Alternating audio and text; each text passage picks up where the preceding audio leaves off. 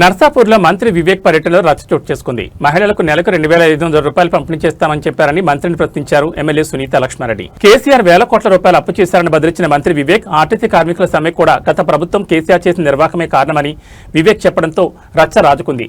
జిల్లా కలెక్టర్ ప్రతిమా సింగ్ నచ్చ చెప్పినా మంత్రి వినలేదు. ఎమ్మెల్యే మంత్రి పోటాపోటీగా కాంగ్రెస్ బీఆర్ఎస్ పార్టీలు నాయకులు నినాదాలు చేస్తున్నారు. ఇరు పార్టీల నాయకులను కంట్రోల్ చేయలేక పోలీసులు తంటాలు పడ్డారు.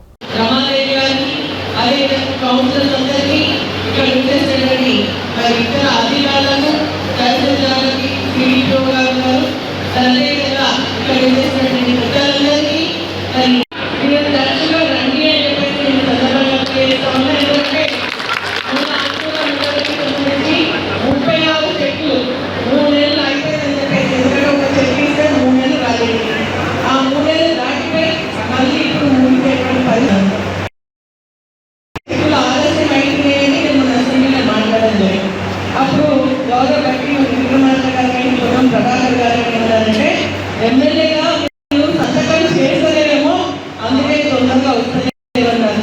కానీ కళ్యాణలక్ష్మి పెండింగ్ అని రావాలని ఆలోచించుకొని మీ అధికారుల దగ్గర ఖచ్చితంగా నేను ఫైన్ చేస్తున్నాను.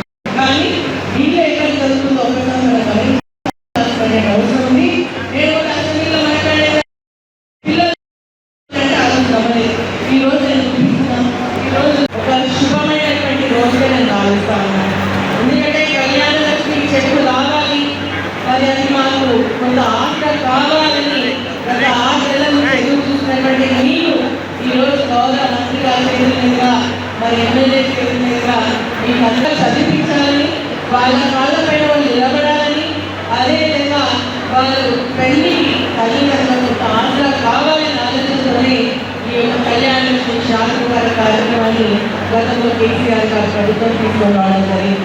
ముఖ్యంగా ఏంటంటే ఈ కళ్యాణలక్ష్మి రాణి కోసం ఆగిపోవడం జరిగింది. ఆయన ఊళ్ళో పెళ్లి అని చెప్పేసి తెలిసిండ్రు. మరి ఎందుకు ఆగిపోయిందని చెప్పేసి కేసీఆర్ గారు అడిగినప్పుడు తాండాలో ఒక సైకిల్ కూడా ఇవ్వలేనటువంటి పరిస్థితిలో ఈరోజు పెళ్లి ఆగిపోయింది అంటే ఇమీడియట్ గా సైకిల్ పైసలు ఇచ్చి చేతులు చూసుకోవడానికి కాదు, ఈయన పెద్ద ఉద్దేశం ఉంది. లేదంటే ఖచ్చితంగా మరి ఆడపిల్లలు బతికించుకోవాలా, చదివించుకోవాలి. 18 ఏళ్ళ వరకు పెళ్లి చేయదు. ఆడపిల్లలకి ఈరోజు 18 ఏళ్ళలో ఉద్దేశం